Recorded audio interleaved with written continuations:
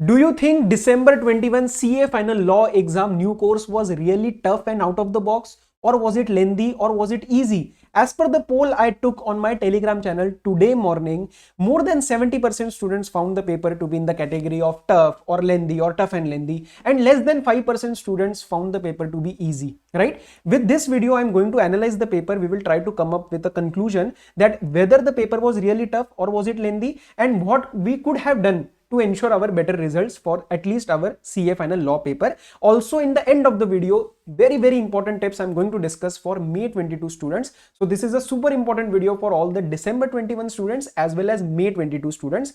जो भी आपको points लगेंगे towards your preparation, I'm going to discuss it. So let's start with our discussion.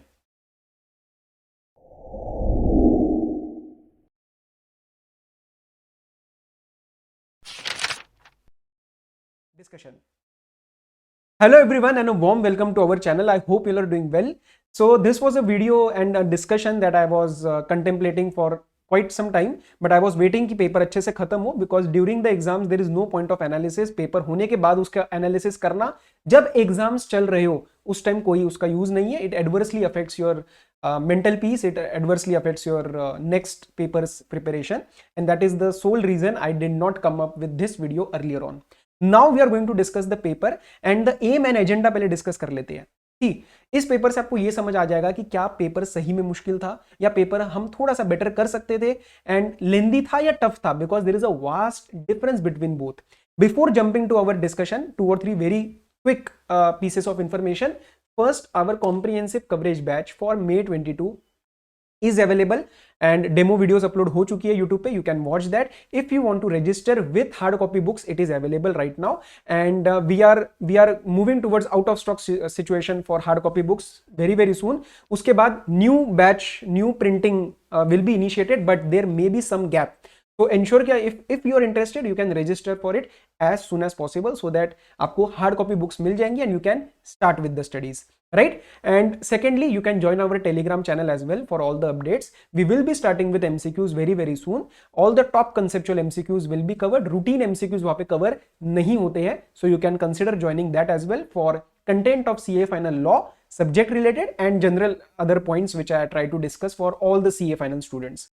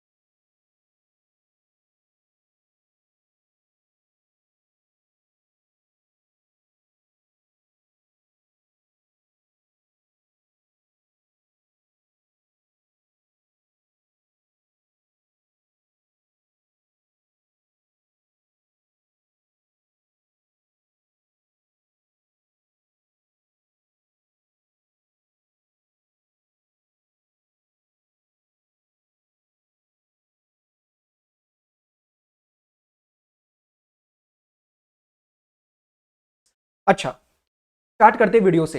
तो सबसे पहले प्लीज अंडरस्टैंड कि इस वीडियो के स्कोप के लिए ये जो वीडियो है ना, ये आपके अगेंस्ट नहीं है. कि मैं ये नहीं कह रहा कि आपको टफ लग रहा है और मैं कह रहा हूं कि नहीं नहीं इजी है. This is just to understand कि क्या कुछ क्वेश्चंस मेरे अच्छे जा सकते थे, या any preparation which I can improve upon if there is a need to reappear in May 22. and for all the May 22 students as well, आपको ये वीडियो देखनी है. मैं डिटेल्स में डिस्कस नहीं करूंगा, बस एक आइडिया लग जाएगा आपको कि वेदर मतलब क्वेश्चन की फॉर्मिंग कैसे होती है. प्लस एंड में आपके लिए मैं अलग से डिस्कशन रख रहा हूं for May 22 student. Right, so let's start with our discussion and then we will see कि क्या पेपर में हमारा कुछ अच्छा जा सकता था या नहीं. सी, क्वेश्चन नंबर 1A मैंने साथ में थोड़ी सी नोटिंग कर रखी है, आपको सिर्फ सुनना है. क्विकली हम डिस्कशंस की तरफ बढ़ेंगे. देखो, क्वेश्चन नंबर 1A में a straight forward question from 198. Now I don't know, and मैं आपको ना बैच की भी चीजें बताऊंगा कि हमारे बैच में हम क्या क्या कवर कराते हैं, बिकॉज अदरवाइज वो लगेगा ना आपको कि सर पढ़ाते भी है, सर ये भी बोल रहे हैं, तो अपने बैच का भी बताओ. सो वेरी ट्रांसपेरेंटली आपको बताऊंगा कि यस हमारे बैच में कैसे ये चीजें कवर होती है. एंड एक और चीज, December 21 वाले जितने भी मेरे स्टूडेंट्स थे for our comprehensive coverage batch, मुझे किसी का ये फीडबैक नहीं आया कि सर पेपर टफ था. लेंदी हो सकता है, कोई दिक्कत नहीं है। लेंदी में देखो क्या होता है, आप 100 में से 80 का अटेम्प्ट करके आते हो, माना 20 नंबर का छूटा, लेकिन 80 का ढंग से किया हो, still you can end up 62 63, right. So that is something you need to think upon कि when you say lengthy, when you say tough, lengthy में passing is very very easy comparatively, tough मतलब आपको कुछ ना कुछ दिक्कत आई कि आप क्वेश्चंस कर ही नहीं पाए, टाइम की कमी नहीं थी। क्लियर है? तो मैं आपको वो भी बताऊंगा साथ साथ। तो सी क्वेश्चन नंबर 1A में उन्होंने सीधा सीधा आपसे डायरेक्ट 198 पूछा है। और अगर किसी स्टूडेंट ने, हमारे क्लास में 198 बिल्कुल अच्छे से हम डिस्कस करते हैं सारी चीजें and we spend a lot of time, but again students कभी कभार ये क्वेश्चंस छोड़ जाते हैं। एक तो मुझे बहुत बड़ी दिक्कत है एबीसी एनालिसिस से। प्लीज यार एबीसी एनालिसिस अभी मत पढ़ो, 4 महीने बचे अभी May 22 के लिए, या आपने कोई भी स्टूडेंट हो किसी भी अटेम्प्ट का, एबीसी एनालिसिस से पढ़ाई नहीं स्टार्ट हो सकती यार। You are already preparing to fail if you start your studies with ABC analysis. Please don't do that. You start with the syllabus, section sub section proviso, हर एक page हर एक पन्ना अपने बुक का इंपॉर्टेंट है हमारे लिए। वो खत्म होने के बाद आपको खुद ही समझ आ जाएगा कि कौन सा पार्ट कितना इंपॉर्टेंट है मेरे लिए। Please don't rely on anyone's ABC analysis. मैं ये नहीं कह रहा एबीसी एनालिसिस खराब है, लेकिन आप बहुत जल्दी यूज करते हो एबीसी एनालिसिस का, और एंड में जो 1-2 दिन या जब हमारा लास्ट रिवीजन चल रही होती है, in which we need certain priority of the topics, वो आपका खुद ही निकल जाएगा जब आप एक बार स्टार्टिंग में ढंग से 100% करोगे, आप क्वेश्चंस देखोगे। आप किसी और के एबीसी एनालिसिस पर रिलाई मत करो। Not a single chapter of CA final law can be segregated into any category. मैं ये नहीं बोल सकता कि वाइंडिंग अप है, वाइंडिंग अप सी कैटेगरी, नहीं बोल सकते हम। वाइंडिंग अप के कुछ सेक्शंस इंपॉर्टेंट बनेंगे, कुछ सेक्शंस मॉडरेट बनेंगे। वो भी कैसे बनेंगे, आप बनाओगे प्रिपरेशन के बाद। आपको कोई अगर पहले ही बोल देता है वाइंडिंग अप ऐसा है वैसा है, चैप्टर के चैप्टर सेग्रीगेट नहीं हो सकते भाई सीए फाइनल में। आपको ये चीज समझनी पड़ेगी, राइट। आई होप मैं आपको पॉइंट बता पा रहा हूं with respect to the preparation. So please ensure that you study each and every section, subsection, proviso, penalty, सब कुछ अच्छे से करना है यार, ठीक है ना। तो ये चीज प्लीज भूलना मत। Let start. ये जो फर्स्ट वाले में सेक्शन नंबर 198 का क्वेश्चन था, pretty much straightforward question.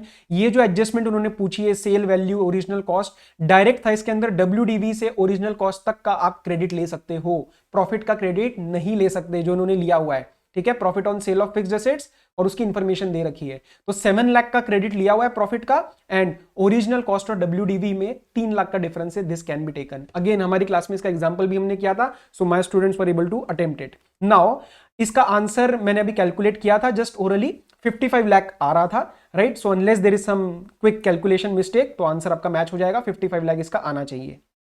Okay, तो ध्यान रखना इसके अंदर। Let start. जो फर्स्ट वाले में स्ट्रेट अवे 198, नाउ इंश्योर कि आपका 198 कोई सी कैटेगरी में तो नहीं था ना।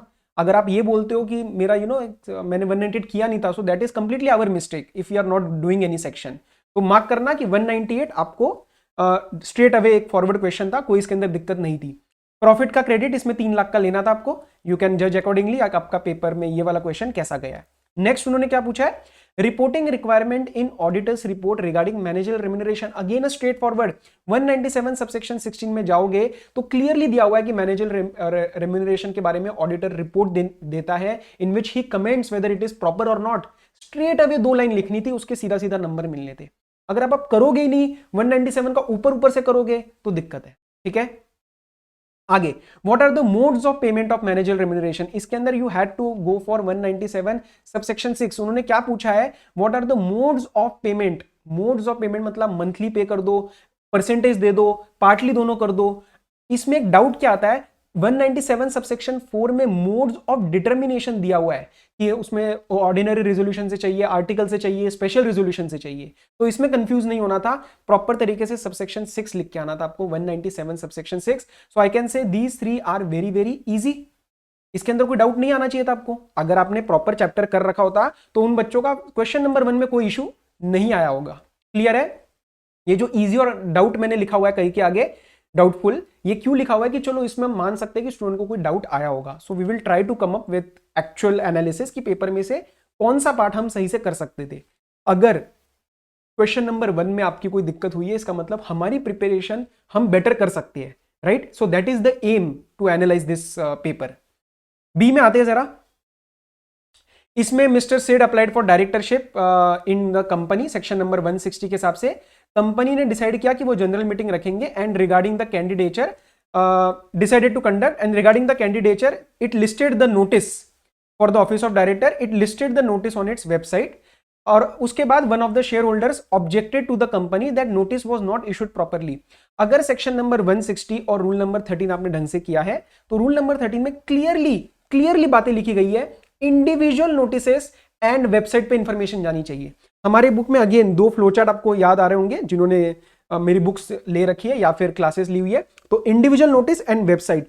इंडिविजुअल नोटिस को हम ऑल्टरनेटिवली क्या कर सकते हैं, एडवर्टीजमेंट, राइट। तो ये अगर पाथ क्लियर है, इस वाले में उन्होंने क्या बोला है, listed the notice on its website. क्या इंडिविजुअल नोटिसेस दिए, नहीं दिए। और इंडिविजुअल नोटिस का एक ऑल्टरनेटिव होता है एडवर्टीजमेंट, जो उन्होंने पूछा है आगे जाके, examine the following situation whether action taken by the company regarding the service of notice is valid. तो उन्होंने इंडिविजुअल नोटिसेस नहीं दिए। And whether there is any alternative available if it decides not to serve the notice individually to its members. तो उस case में वो एक advertisement से काम चला सकता था। तो अगेन क्या ये मुश्किल सवाल था, answer is no, this could have been done very very properly अगर हमारा रूल और सेक्शन अच्छे से हो रखा है। बस ये चीज नहीं भूलनी थी कि एंड है, ये और नहीं है, क्योंकि अगर और दिमाग में बैठ गया या फिर ढंग से वहां पे फोकस नहीं किया पेपर में तो वेबसाइट लगेगा सब कुछ सही है। क्लियर, आगे चलते हैं। सी, इन्होंने क्या बोल रखा है, 4 डायरेक्टर के दिए हुए डेजिग्नेशन, चारों ही नॉन एग्जीक्यूटिव है, इसमें से एक इंडिपेंडेंट है, एक वुमेन है और 2 बाकी normal. And the company is contemplating increase of sitting fees. ठीक है, वो सिटिंग फीस इंक्रीज करना चाहती है 1 लाख तक। And continued the sitting fee of Mr X and Mrs Y, जो ऊपर वाले इंडिपेंडेंट एंड वुमेन है उनकी उन्होंने कम रखी और बाकियों की 1 लाख कर दी। That is not allowed, very clearly subsection हमने किया हुआ है, subsection 5 of section 197। referring to the provisions, examine whether the decision is valid. So obviously we know, we have already studied this subsection 5 read with rule 4 that हम independent director, women director की sitting fees बाकियों से कम नहीं रख सकते। तो क्या इसके अंदर कोई दिक्कत थी? नो। तो आप बाकियों की 1 लाख कर सकते हो, 1 लाख हमारी मैक्सिमम सिटिंग फीस है, वो अलाउड है हमें, 1 लाख पे ऊपर हमारी इशू नहीं है कोई। बट हमें ये बोलना पड़ेगा कि आप बाकी दोनों की भी आपको बढ़ानी पड़ेगी टूवर्ड्स 1 लाख। क्लियर है ये चीज? तो again a very very straightforward question, आपको पहले 197 सबसेक्शन 5 और रूल 4 के प्रोविजंस लिखने थे, उसके बाद करंट एनालिसिस करना था, फिर प्रॉपर तरीके से इसका सॉल्यूशन देना था ताकि आपको 4 में से 4 मिल पाए। और 4 में से अगर ठीक है आईसीआई नहीं देता तो 3 दे देगा। Okay, whether Mr X an independent director and Mrs Y a women director shall be entitled for remuneration other than sitting fees, and if so what shall be the maximum remuneration payable to each of them per annum in case company has no profit and effective capital is 250 crore. क्या उनको sitting fee के सिवाय कुछ दे सकते हो? Answer is yes, आप उनको बिल्कुल दे सकते हो, कोई इशू नहीं है। एंड उन्होंने पूछा what shall be the maximum remuneration payable to each of them अगर कंपनी के पास प्रॉफिट नहीं है। Schedule number 5 was recently amended. अगर आपने अब अमेंडमेंट नहीं कर रखी या फिर अमेंडमेंट को ध्यान नहीं दिया तो आपको यहाँ पे डाउट आ सकता है। तो क्या ओवरऑल इस वाले में कोई इशू था? Answer is no, this was a direct table question as per schedule 5 जो कि रिसेंटली अमेंड हुआ था। तो this was again in my opinion not a very difficult question, straightforward question है। सिटिंग फीस के सिवाय भी आप उनको पेमेंट कर सकते हो, प्रॉफिट परसेंटेज दे सकते हो, जो भी मेंबर्स देना चाहे। ठीक है, अगला देखते हैं। तो अभी तक क्वेश्चन नंबर 1 पूरा का पूरा में कहीं पे भी कोई डाउट नहीं है। ठीक है, मैं डिस्क्रिप्टिव डिस्कस कर रहा हूं, एमसीक्यूज हमारे सामने नहीं है। नेक्स्ट बात करते हैं। Sigma Limited is ordered to be wound up compulsorily by the tribunal. The commencement date is 30th July. Mr. Rajesh is company's liquidator. There were a few onerous properties. Onerous properties section number 333. Winding up, again मैंने आपको बहुत बारी बोला है winding up छोड़ो मत, at least अगर पूरा नहीं कर पा रहे हो तो वो सेक्शंस तो करके जाओ। और मेरी एक सीरीज भी डली थी वाइंडिंग अप की हमारे यूट्यूब चैनल पे, in which I have discuss 333 in detail, right. तो there were few onerous properties that mister Rajesh was unaware and could not be disclaimed by 29 August 2019। क्या ये डेट आपको समझ आ रही है? 30 जुलाई से 29 अगस्त क्यों लिए? इसके पीछे भी एक प्रॉपर रीजन है। अगर आप 333 देखोगे उसके अंदर ये चीज दे रखी है, अगर 1 मंथ में वो नहीं कर पाता डिस्क्लेम तो आगे उसको कितना टाइम मिलेगा। This is link to 1 month time limit. ये ऐसे नहीं है 29 अगस्त, बट ठीक है अगर ये नहीं आता तब भी इसमें काम चल जाता। आगे देखते हैं। Meanwhile Mr Mahesh applied with tribunal to claim an interest in disclaim property. तो दूसरा एक बंदा कह रहा है भी मेरा इंटरेस्ट है। Referring to the provisions, examine whether Mr. Rajesh can disclaim the properties after 29th August. Answer is yes. उसको टाइम दिया जाता है 1 year और एनी एक्सटेंडेड पीरियड वो ट्रिब्यूनल से मांग सकता है। Where he could not, where the person was unaware of the property, the liquidator was unaware of the property. अगर अवेयर होता तो फिर 1 महीने में उसको करनी पड़ती। तो ये 1 मंथ का टाइम पीरियड भी आपको याद रहना चाहिए। और अनअवेयर था, अनअवेयर है, कर्सर को देखो, अनअवेयर, तो वो आगे जाके विद इन 12 मंथ्स और एक्सटेंडेड पीरियड में भी कर सकता था। क्लियर है? तो whether this can be done and what the order can the tribunal pass after hearing mister Mahesh application. तो ये माना कि थोड़ा सा एक स्पेसिफिक पार्ट हो जाता है जिसके अंदर स्टूडेंट को डाउट आ सकता है, जिसने 333 भी किया होगा। लेकिन अगेन लॉजिकल आंसर क्या दे सकते थे, ट्रिब्यूनल उसकी बात सुनेगा, उसके बाद एक एप्रोप्रिएट ऑर्डर पास करेगा। हो सकता है वो प्रॉपर्टी को वेस्ट करा दे, हो सकता है ट्रांसफर करा दे, depending upon the facts of the cases. तो इसमें पार्ट 2 में पहली जगह मैं अभी बोल सकता हूं कि स्टूडेंट को एक जेन्युइन डाउट आ सकता है। तो देख लो, सेक्शन 333 यस वो कर सकता था 12 months after he became aware, क्योंकि हमने अनअवेयर पढ़ा ना, तो अवेयर होने के बाद 12 मंथ्स और एनी अदर एक्सटेंडेड पीरियड। ठीक है। बी वाले में एज पर ट्रिब्यूनल ऑर्डर सारी चीजें चलेंगी। तो इसमें आपको थोड़ा सा अगर आप बना के लिख लेते कि ट्रिब्यूनल के ऑर्डर के हिसाब से सारा कुछ होएगा, he will give an the tribunal will give an opportunity and then pass appropriate order for transferring the property, for vesting the property, and उसी के हिसाब से फाइनल डिसीजन लिया जाएगा। तो स्टिल आपको नंबर इसमें मिल जाएंगे। लेकिन मैं स्टिल इसको डाउटफुल में रखता हूं कि चलो एक पार्ट में मान सकता हूं कि स्टूडेंट कहेगा कि सर ये इसमें थोड़ा सा डाउट आया। ठीक है, असली में डाउट नहीं आना चाहिए था, बट मान लेते एक स्टूडेंट के लिए। ओके, आगे चलते बी पार्ट में। बीके लिमिटेड ने अपनी एनुअल रिटर्न्स एंड डॉक्यूमेंट्स वगैरह फाइल करे हैं आरओसी के साथ, and based on the documents the inspector appointed by the registrar was conducting an inquiry under 206। ठीक है, इंस्पेक्शन के time inspector has called for certain books, director refused कि हम नहीं देंगे, and he is also director in MKK and SKK limited. Examine the validity of the action, गलत है, उसको देनी चाहिए थी। स्टेट द पेनल्टीज, माना पेनल प्रोविजंस आप लर्न नहीं करते हो, लेकिन इसमें आईसीआई की गलती नहीं है, इसमें स्टूडेंट मतलब हमारी गलती है कि हम पेनल प्रोविजंस लर्न नहीं कर रहे। अगेन मेरे बैच में पेनल प्रोविजंस के ऊपर अलग से पूरा का पूरा लेक्चर है along with the learning hacks provided in company law. तो अगर पेनल प्रोविजंस लर्न किए हैं तो आपको direct straight away competitive advantage मिल रहा है इसके अंदर compare to your peers, right. So this is something you need to think upon कि पेनल प्रोविजंस छोड़ क्यों रहे हम। ऐसी चीजें पलट सकती है आपका गेम। ये जो पेनल प्रोविजंस है this can result in below 40 and above 40 marks और below 60 and above 60 marks, right. तो देखो इसके अंदर he is a director in 2 other companies, penalty भी पूछी है, and further examine whether he can continue to be the director of other 2 companies.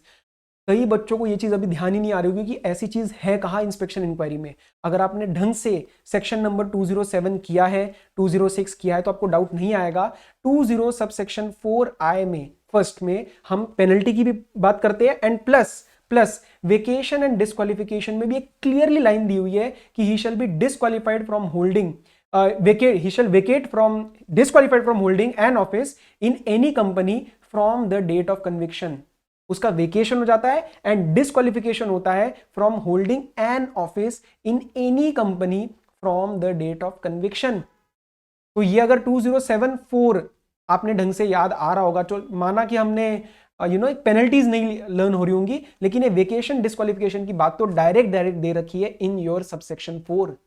तो क्या ये डाउटफुल में डाला? मैंने तो डाउटफुल में ही डाला है, चलो कोई बात नहीं, हमने पेनल प्रोविजंस नहीं लर्न किए, लेकिन this could have been done. ये इजी में भी जा सकता था, हम इसको अटेम्प्ट प्रॉपरली कर सकते थे। ठीक है, ओके आगे चलते हैं सी पार्ट में। सी पार्ट में क्वेश्चन क्या कह रहा है, एक कंपनी है hill limited, very very direct question. मतलब इसके अंदर अगर डाउट आ रहा है तो भैया अब बताओ ईसीबी आप में से कितने बच्चों ने ईसीबी ढंग से एक एक प्रोविजन ढंग से किया है। मेरी क्लास भी अभी जो हमारे मे 22 के कवरेज बैच में है, सीसीबी में है, वो भी 2.5-3 घंटे की क्लास है। और स्टूडेंट्स कभी कहते हैं सर बहुत लंबी क्लास है। यार लंबी छोटी से जज करना बंद करो क्लासेस को। आप कोई भी क्लास में ये देखना है कि कंसेप्ट पूरा कवर हो रहा है या नहीं हो रहा है। आई am not talking about my self, आप किसी और फैकल्टी से ले लो, लेकिन देखो कंसेप्ट सारे के सारे कवर हो रहे नहीं हो रहे हैं, सब सेक्शन सारे कवर हो रहे नहीं हो रहे, प्रोविजो सारे कवर हो रहे हैं नहीं हो रहे। That is the only thing that is going to help you achieve good marks, great marks in CA final, not only specifically law, any subject. Clear. तो इसमें कंपनी क्या कर रही है, अपना डेट कन्वर्ट करा रही है इक्विटी में और फेयर वैल्यू में नहीं करा रही। 2 चीजें पूछी है, एक तो वैल्यू के ऊपर बात करी है, and they are asking about the reporting requirements. Straight away question, direct valuation होता है fair value which is computed on the date of conversion. Current case में उन्होंने फेयर वैल्यू में नहीं किया है। एंड रिपोर्टिंग के 3 चीजें आपको लिखनी थी फॉर्म जीपीआर रिपोर्टिंग, अगर पार्शियल कन्वर्जन हो रहा है, अगर फुल कन्वर्जन हो रहा है, या फिर फेजेस में कन्वर्जन हो रहा है। ये I think one of the most easy, very very easy, most easy question था ये, डायरेक्ट स्ट्रेट अवे, जिसको आता होगा 8 से 10 मिनट में लिख देगा और पूरे नंबर। कितने नंबर का है देखो, 3 नंबर, पूरे 3 नंबर मिल सकते हैं, राइट। आगे चलते हैं। एक इंडियन सिटीजन है जो बाहर रह रहा था, सिंगापुर में रह रहा था, वो इंडिया आने का सोच रहा है। Can he continue to hold, own, transfer, invest in foreign currency, security, immovable property situated outside India as per FEMA?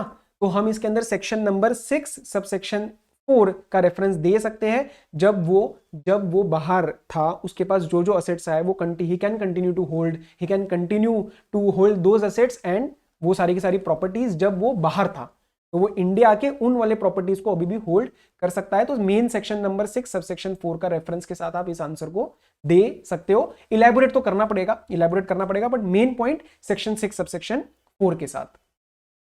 आगे बढ़ते हैं। Question number 3, registered valuer and valuation rules 2017। कितने स्टूडेंट्स ये रूल्स ढंग से करके जाते हैं, जल्दी से बताओ मेरे को, कितने स्टूडेंट्स ये रूल ढंग से करके जाते हैं? Mr. Shah was convicted by court in case of valuation report issued to the company X Limited for preferential allotment to angel investors. ठीक है, valuer has made no due diligence and methods adopted while valuing the company intended to defraud its members. What will be the liability of Mr. Shah in the above mentioned conviction? Direct penal provisions आपसे पूछे गए, तो जिसको याद होंगे 247 subsection 3 में इस चीज की डायरेक्ट डिस्कशन है कि contravention with the intention to defraud either creditors और मेंबर्स।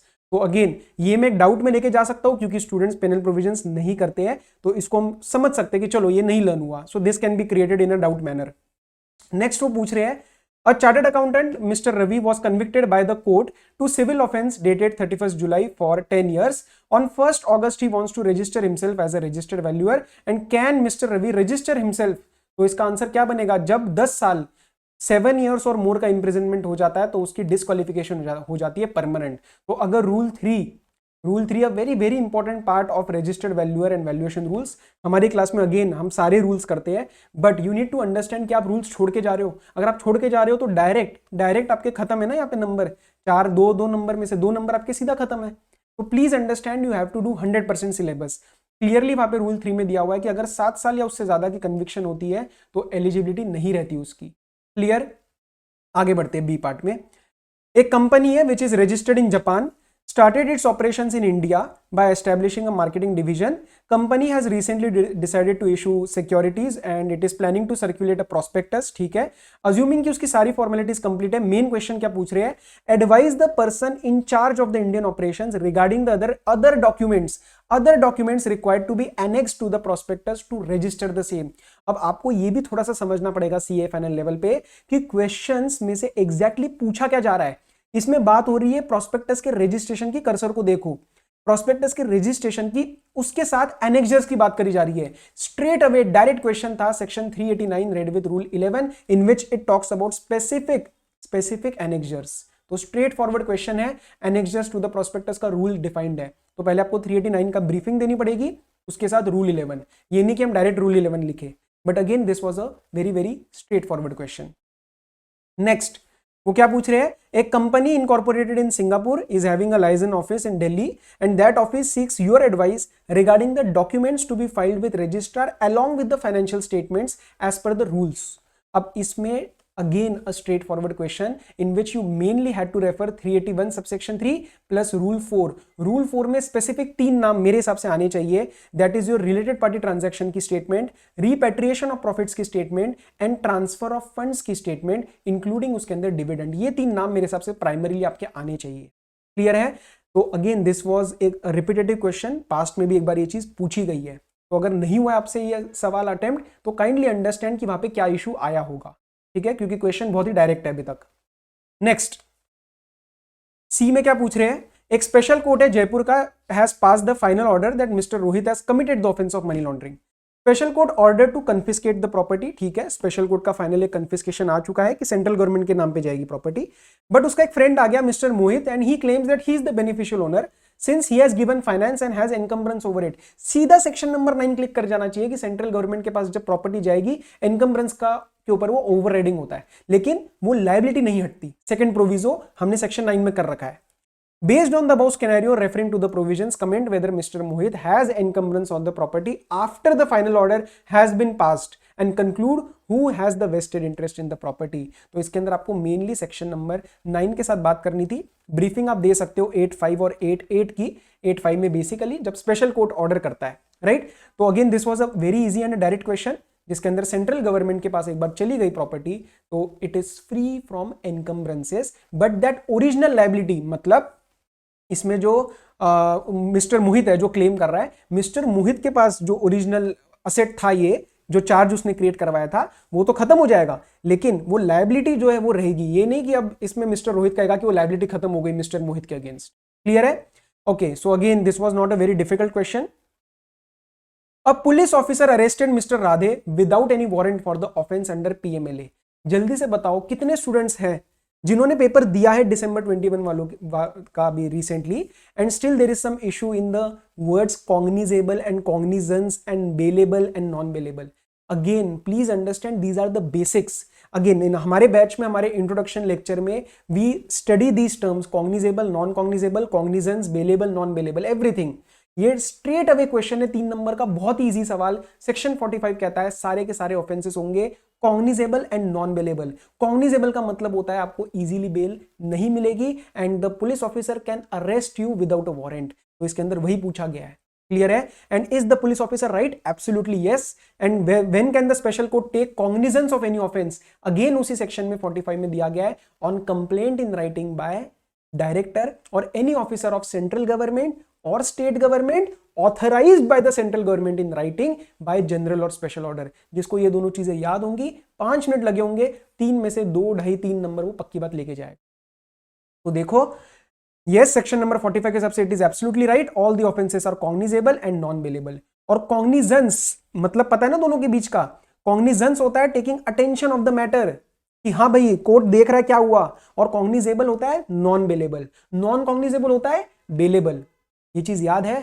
कंपनीज एक्ट के सारे ऑफेंसेस क्या होते हैं? Non cognizable, except 212 subsection 6 linked with section 447. So again in our batch we discuss it in the introduction lecture itself. लेकिन अगर आपको इसके डाउट्स है, ये वर्ड्स नहीं पता, इसका मतलब कहीं ना कहीं हमारी प्रिपरेशन बेटर हो सकती है. क्लियर? तो ये चीज अगेन मैंने डिस्कस कर ली है, तो इसके हिसाब से आप जज कर सकते हो आंसर अपना. नेक्स्ट, सेबी एट प्रेजेंट, ये इन्होंने लंबी कहानी दे रखी है. बेसिकली इन्होंने 2 सेक्शंस छेड़े इसके अंदर. सेक्शन नंबर 7A जो कि आपकी बात करता है कि अगर कोई इंटरेस्टेड बंदा है, तो इंटरेस्टेड मेंबर है, तो उसको इन्वॉल्व नहीं होना है. He can not take part in deliberation, participation and he has to provide disclosure. Current case में डिस्क्लोजर तो दिया है, लेकिन part he has taken part, that particular member who is involve in the company as a director, जिसकी proceeding SEBI के सामने चल रही है, ही हैज टेकन पार्ट. तो जबकि 7A में क्लियरली एक लाइन दी हुई है एंड करके, the member shall not take part in any deliberation or decision of the board with respect to that matter. तो इसमें straight away question पूछा था. एंड सेकंड उन्होंने पूछा था with respect to the voting. तो वोटिंग भी सेक्शन नंबर 7 क्लियरली बताता है decisions are taken by majority. अगर इक्वल हो तो chairman would have casting vote और सेकंड वोट. क्लियर है? तो हम उस बंदे को इग्नोर कर, पहले तो हमें करना चाहिए था उस पर्सन को, मिस्टर ए जो इसके अंदर है, who is involved, who has some vested interest, उसको छोड़ के फिर इक्वल वोट्स हो जाते हैं हमारे, एंड उस केस में chairman would have used his casting vote. Next वो पूछ रहे हैं, will your answer differ in case mister A was only a part time member and a whole time member? तो मेरे हिसाब से आंसर डिफर नहीं करेगा, because section 7 and 7A does not differentiate between a full time member and a part time member. जब उन्होंने voting वगैरह की बातें करी है, तब इसके अंदर कोई भी उन्होंने डिफरेंस नहीं लेके आए कि फुल टाइम मेंबर की ऐसी वोटिंग है एंड पार्ट टाइम मेंबर की ऐसी वोटिंग. क्लियर? अगला बी, सीधा straight forward question from SEBI LODR. अब कई बच्चे अभी भी पूछते हैं, सर ऑडिट का एलओडीआर कर लिया, वही इतना ही करके हम छोड़ दे क्या लॉ का, या लॉ में हम एलओडीआर बाद में देख लेंगे? सब कुछ अच्छे से करना है. स्ट्रेट फॉरवर्ड क्वेश्चन है, 4 नंबर, लिटरली मतलब लड्डू जिसे कहते हैं. इसके अंदर कोई डाउट ही नहीं है. देखो 1 2 3 4 डायरेक्ट रेगुलेशंस और डायरेक्ट उनकी टाइमलाइंस है. ये तो मैंने बस लिख दी है, इसको कोई डिस्कस करने का मतलब नहीं है. जिसको आता है वो लिख के आ जाएगा, एक एक नंबर फटाफट चारों में ले जाएगा. इसमें तो कटेंगे भी नहीं नंबर अगर आपने सही से दिया आंसर. ठीक है, क्योंकि चारों अलग अलग पार्ट्स है. तो देख लेना, अगर ये आपने लिख के आए हो तो कोई डाउट नहीं आएगा. ठीक है, रेगुलेशन गलत नहीं कोट होना चाहिए, वरना फिर 0 मिलेंगे. अगला सी में क्या पूछ रहे हैं, mister Rajesh seeks your expert advice for reporting compliance FCRA के रिस्पेक्ट में, he has received certain foreign contribution from his brother who stays in Singapore to the extent of INR 12 lakh in a financial year। तो direct है, rule number 6 आपको इसके अंदर लिख के आना है। मेनली CG को इन्फॉर्म करना पड़ता है इन इलेक्ट्रॉनिक फॉर्म, इलेक्ट्रॉनिकली नहीं, इन इलेक्ट्रॉनिक फॉर्म। ये रिसेंट अमेंडमेंट था, तो ये वर्ड्स आपके पेपर में आने चाहिए इन इलेक्ट्रॉनिक फॉर्म, वरना नंबर कटेंगे, एटलीस्ट मैं तो काटता, राइट। फॉर्म क्लियर होना चाहिए, टाइम लिमिट क्लियर होनी चाहिए, ठीक है, और लिमिट तो अमाउंट तो है ही आपके पास। Plus in my opinion you should establish brother as relative also first, कि हाँ वो रिलेटिव है, क्योंकि FCRA भी रिलेटिव को डिफाइन करता है, same as section 277 of companies act 2013। तो ये भी आपको एस्टेब्लिश करना चाहिए, वरना मेरे हिसाब से एक नंबर इसमें कट सकते हैं, मतलब मैं तो काटता। तो देखते हैं अब आपका एग्जामिनर के ऊपर डिपेंड करता है ये। तो I think you should have established him as relative first and then refer to this thing. Next वो पूछ रहे हैं, एक टीवी सेट मिला है USD 1300 का, gifted by his friend who stays in Japan, और पर्सनल यूज के लिए मिला है, मार्केट वैल्यू 1 लाख है, नो नीड, क्योंकि ये फॉरेन कंट्रीब्यूशन की डेफिनेशन में आएगा ही नहीं। रूल 6A की लिमिट थी 1 लाख तक चल जाता है। इन मार्केट वैल्यू देखनी है, इन इंडिया देखनी है, एंड पर्सनल यूज के लिए आना चाहिए, वो सारी कंडीशंस इसके अंदर मीट हो रखी है। तो 3 नंबर में से आपके हिसाब से आप जज कर सकते हो। नेक्स्ट वाले में आर्बिट्रेशन का क्वेश्चन है। इसमें जो फर्स्ट पार्ट है उसके अंदर मेरे थोड़े से ऑल्टरनेट व्यूज है, जो मैं भी रिजर्व कर रहा हूं, मैं देखूंगा ICAI को क्या आंसर कर रहा है। तो फर्स्ट वाले में आपका एक पॉसिबल डाउट आ सकता है कि फाइनेंशियल क्रिएटर जाके चैलेंज कर सकता है या नहीं कर सकता, बट 2 और 3 जो है उसके अंदर कोई भी डाउट नहीं है। Timelines for challenging award 3 months plus 30 days होता है, एंड ऑटोमेटिक स्टे नहीं लगता, separate application needs to be filed. तो इन दोनों को आप जज कर सकते हो। इस वाले में आपको अगर कोई डाउट आया है सो इट इज वैलिड, कि चलो ठीक है डाउट आ सकता है। मैं अपना भी इसके ऊपर स्टेटमेंट रिजर्व कर रहा हूं due to some reasons, and 2 और 3 मैं आपको बता दूं कि ये क्लियर कट आंसर्स आपके आ जाने चाहिए थे, ऑब्वियसली आफ्टर एक्सप्लेनिंग एवरीथिंग। तो again these 2 parts were easy. एक में अगर स्टूडेंट कहता है डाउट है या टफ है पेपर, तो मैं मान सकता हूं, ठीक है। नेक्स्ट क्वेश्चन पे चलते हैं। Share holders and creditors of a company in a meeting convened for approval of the scheme pass the necessary resolution. Tribunal makes an order sanctioning a scheme of reconstruction. After a few days, tribunal decided to modify the scheme of reconstruction, and after modifications based on the order, the company could not implement the scheme satisfactorily, and the tribunal decided to go for winding up. The directors objected to the above acts. Comment with reference to the provisions whether the objection is right on the decision of the tribunal modifying the scheme and winding up of the company. अब इसके अंदर अगर आप section number 231 लगा के सीधा सीधा सोच रहे हो कि सर इसके अंदर ऑब्जेक्शन जो है बिल्कुल गलत है, ट्रिब्यूनल के पास पावर है, तो in my opinion there is small very very important point and a very very small important line of the section which is missing, जो कि मैं एज अ स्टूडेंट या मैं एज एन एग्जामिनर मैं इसके अंदर ढूंढ रहा था इस क्वेश्चन में, जो कि है unable to pay the dates. यहां पे कहीं पे भी ये नहीं बोला है कि after the modification the scheme is not being implemented satisfactorily and the company is unable to pay the debts, क्योंकि ये कंडीशन थी। अगर आप पेपर में बुक में हमारी बुक में आपकी जहां से भी आपने पढ़ाई करी है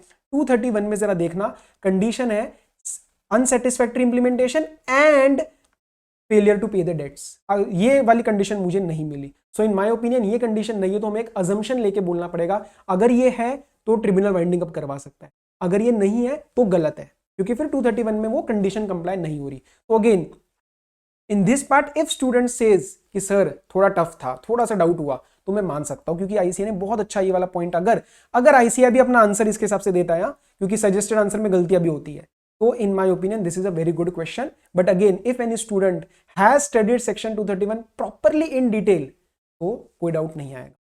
अगले पे चलते हैं,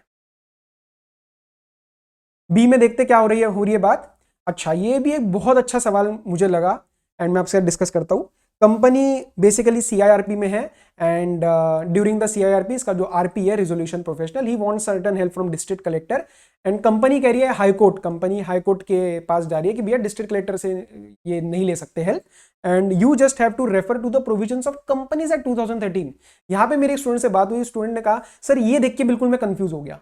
ऊपर बात चल रही आईबीसी की, नीचे इन्होंने बात छेड़ दी कंपनीज एक्ट की। Examine whether the district collector can deny the request of NCLT and further comment whether the high court has the power to question the act of district collector. ये वाला question again I can understand कि थोड़ा सा doubt आ सकता है student को। तो इस बात पे अगर बच्चा कहेगा सर थोड़ा सा टफ था, तो चलो मान लिया, लेकिन अगर एनसीएलटी का चैप्टर अच्छे से कर रखा है तो उसका डायरेक्ट सेक्शन है 429 जिसके अंदर ये चीज डील हो रखी है। अगर आप 429 अभी पढ़ोगे आपको ये नाम भी दिख जाएगा, डिस्ट्रिक्ट कलेक्टर। वहां पे magistrate, judicial magistrate and district collector NCLT के रिस्पेक्ट में ही है। और ये वाली बात भी लिखी गई है कि उस एक्ट को कहीं पे भी क्वेश्चन नहीं किया जाएगा।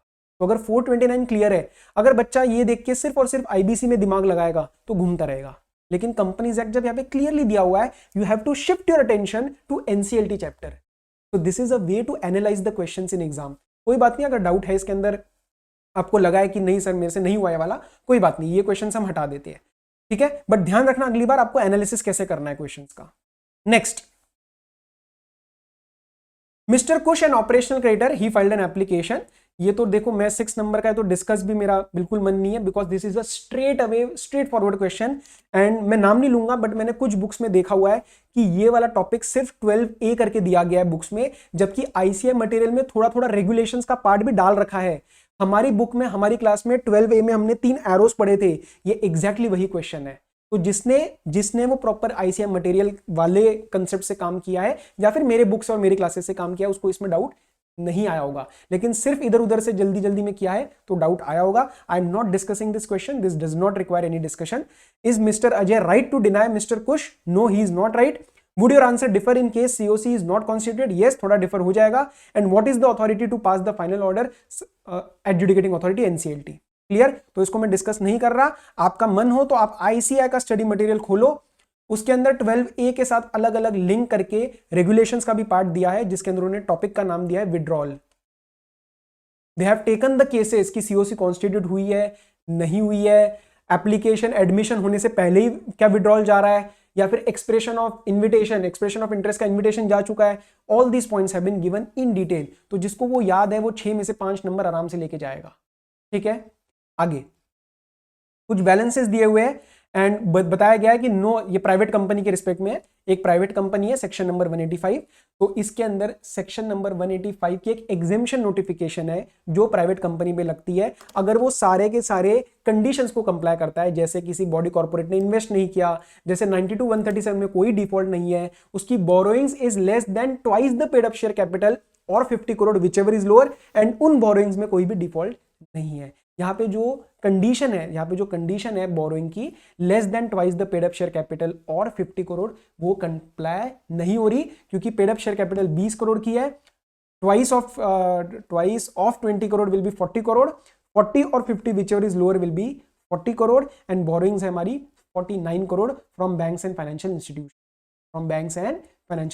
So 49 is more than 40, hence one condition is not complied and 185 उसके ऊपर लगेगा। तो यही उन्होंने पूछा है इसके अंदर, यही उन्होंने पूछा है। हाँ, 185 लगने के बाद आपको मेरे हिसाब से थोड़ा सा रेफरेंस 185 सबसेक्शन 3 क्लॉज ए का भी देना चाहिए कि अगर ये डायरेक्टर एमडी है, होल टाइम डायरेक्टर है, and it is a part of all the conditions of all the employees, या फिर स्पेशल रेजोल्यूशन पास हो जाता है, तो ये चीज हो सकती थी। तो थोड़ा रेफरेंस आपको 185(3) का भी इसके अंदर देना चाहिए। But balance, yes 185 will be applicable, exemption notification की कंडीशन सारी कंप्लाई नहीं हुई है।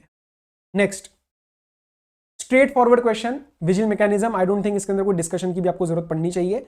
सीधा तीनों चीजें इसके अंदर प्रॉपरली 178 से लिंक्ड है। एंड कौन ओवरसी करता है? ऑडिट कमिटी अगर बनी है, नहीं तो नॉमिनेटेड डायरेक्टर। डिस्क्लोजर सारा देना पड़ता है, board report, website, everything. So very straightforward question. Next, recent हमारे जो companies appointment and qualification of director rules which are linked with our section number 150 independent director data bank, उसके respect में है। Mister Anup intends to get an appointment as ID and he applied in the data bank, but he has not clear that online self proficiency test, self assessment test from the last 1 year from the date of enrolment. लेकिन time है 2 साल का, तो yes he can be, उन्होंने पूछा है can he get appointed as ID? Yes he can, ठीक है, क्योंकि 2 साल का टाइम पीरियड होता है। नेक्स्ट वो पूछ रहे हैं, मिसेस वंदना है, she intends to get an appointment as ID in the company and hence applied in the data bank. उसने अभी तक online proficiency self assessment test नहीं क्लियर किया है, टाइम लिमिट नहीं बता रहे, एक्सपीरियंस की बात लेके आ रहे हैं। So she has served as an independent director in a listed company for more than 4 years from the date of inclusion. Is she eligible? Answer is yes. क्यों? क्योंकि अगर नॉट लेस देन 3 years का experience हो, उसके अंदर one of the companies is listed public company, तो as a director और KMP, current case में आईडी है, आईडी इज ऑल्सो डायरेक्टर, ठीक है ना। करंट केस में उसने आईडी की तरह एक्सपीरियंस लिया है वंदना ने, तो as a director she is there in a listed company and not less than 3 years। 4 साल का एक्सपीरियंस है ना इसमें, हाँ 4 साल का एक्सपीरियंस है, 4 से ज्यादा, तो यस शी इज एलिजिबल, कोई दिक्कत नहीं आएगी। नेक्स्ट मिस्टर रंजीत है, उसको he got certain information with respect to certain assets जो कि मनी लॉन्ड्रिंग में इन्वॉल्व थे, और उसको लग रहा है कि शाम तक ये शिफ्ट हो जाएंगे। He went and serious matter था, उसको लगा, he went and he arrested the incharge without reasons recorded in writing. Direct section number 62 लग रहा है, वेक्सेशियस सर, जिसके अंदर ऑफिसर रीजंस नहीं लिखता एंड डिटेन कर लेता है, सर्च कर लेता है, अरेस्ट कर लेता है। Direct straight away penalty section number 62। क्या इसके अंदर अगर आपने पेनल प्रोविजंस कर रखे हैं तो आपको कोई डाउट नहीं आएगा, राइट। सो उन्होंने आपसे पूछा जा रहा है weather he B liable for any punishment, सीधा सेक्शन 62 लिख के आना। नेक्स्ट ये क्वेश्चन जो मैं कहूंगा, ये इसमें अगर आप कहते हो सर डाउट है तो मैं मान लूंगा। क्यों? क्योंकि this involve something more than our act. इसके अंदर थोड़ा प्रैक्टिकल सॉल्यूशन भी इन्वॉल्व रहेगा। पीएनबी का एक केस था, पीएनबी का केस था versus the liquidator of ORG, if I am not mistaken, ORG informatics limited करके कंपनी थी। इन्होंने क्या पूछा है, क्वेश्चन तो आपके सामने, आप रीड कर सकते हो। बेसिकली बात चल रही है, company is in under section number 59 of voluntary liquidation and the company wants to replace the liquidator. But अगर आपके दिमाग में सेक्शन 22 या 27 आ रहा है तो आप गलत जा रहे हो। 22 में आईआरपी की रिप्लेसमेंट की बात होती है, 27 में आरपी की रिप्लेसमेंट की बात होती है। लिक्विडेटर की रिप्लेसमेंट की बात पूरे एक्ट में, पूरे कोड में कहीं पे भी नहीं होती। क्या ये चीज पहले समझ आई आपको? अगर आप सोचने की कोशिश भी करोगे कि सर हम सेक्शन लगा लेते हैं, आपको ध्यान आ रहा होगा कि हम 59 में एक पढ़ते हैं, section 35 to 53 will apply here with modifications. उसके अंदर भी कहीं रिप्लेसमेंट नहीं डील होता है। हम रिप्लेसमेंट की बात पढ़ते हैं आरपी के लिए, हम रिप्लेसमेंट की बात लिक्विडेटर के लिए नहीं पढ़ते हैं। लेकिन इसके ऊपर प्रैक्टिकली एक केस उठा था, जो मैं आपको पीएनबी का एक केस बता रहा हूं, जिसके अंदर लिक्विडेटर की रिप्लेसमेंट की बात चली थी। The case and the court, the honorable court hinted towards general NCLT rules, जो हम कंपनीज एक्ट में एनसीएलटी पढ़ते हैं कि जनरल एनसीएलटी के रूल्स वगैरह क्या है। But in my opinion that is not expected from you as a student at CA final law, right. तो मेरे हिसाब से I need to see ICAI इसको कितना आगे तक लेके जाता है और क्या सही में ही आउट ऑफ सिलेबस क्वेश्चन बन सकता है क्या। तो फर्स्ट और सेकंड में अगर मैं स्ट्रिक्टली कोड के हिसाब से बात करूं तो लिक्विडेटर को रिप्लेस करना पॉसिबल नहीं है, because there is no such provision in code. आप मुझे बताओ सेक्शन कौन सा है लिक्विडेटर को रिप्लेस करने का, तो मैं आपको बताऊंगा, ठीक है। तो मैं मान लूंगा कि मेरी गलती है कोड में, लेकिन नहीं है ऐसा कोई भी सेक्शन। तो केस लॉ वगैरह की अगर बातें आईसीए ने डाल दी, इसका मतलब this is out of syllabus for you. आपको कैसे पता चलेगा ना सारे केसेस, आईसीए ने उस चीज को कोई रेफर ही नहीं किया है, ठीक है। तो फर्स्ट 2 को मैं मान सकता हूं। जो थर्ड पार्ट है, reporting requirements after receiving the order of dissolution from adjudicating authority, ये तो बहुत ही नॉर्मल है। सबसेक्शन 9 कहता है 59 का, that within 14 days that order needs to be given to the authority with which the company is registered. तो ये आप लिख सकते थे। इस वाले में अगर प्योरली कोड के हिसाब से चले तो replacement is not possible, replacement is not possible. But देखते हैं अब आईसीआई क्या देता है। अगर आप ये लिख के आए और आईसीआई भी देता है तो आपको पूरे नंबर मिलेंगे, कोई इशू नहीं आएगा, राइट। सो अब मुझे जरा ढंग से बताओ, प्लीज अंडरस्टैंड। आपको कहीं ना कहीं मेरे पे शायद गुस्सा भी आ रहा होगा कि सर नहीं, पेपर में तो ये नहीं लगता इतना easy, but we need to understand कि क्या सही में क्वेश्चंस इतने टफ थे या लेंदी था पेपर। तो अगर हम 80 का अटेम्प्ट करके आते तो क्या 65-70 भी ला सकते थे, और हमारी शॉर्ट कमिंग्स कुछ हमें समझ आई पेपर में। क्या कोई भी क्वेश्चन इसमें से ऐसा था जो बिल्कुल ही बेकार पता नहीं क्या दे दिया? थोड़ा बहुत टफ जो था उसको भी अगर मैं सेग्रीगेट करने की कोशिश करूं, जो मैंने डाउटफुल मार्क किए, I have divided those doubtful into 2 categories. One genuine doubtful कि ठीक है यार, एक मैं भी एज अ स्टूडेंट शायद मेरे को अब तो इतने साल इतनी बार हमने पढ़ लिया तो एक पॉइंट ऑफ व्यू अलग बन जाता है।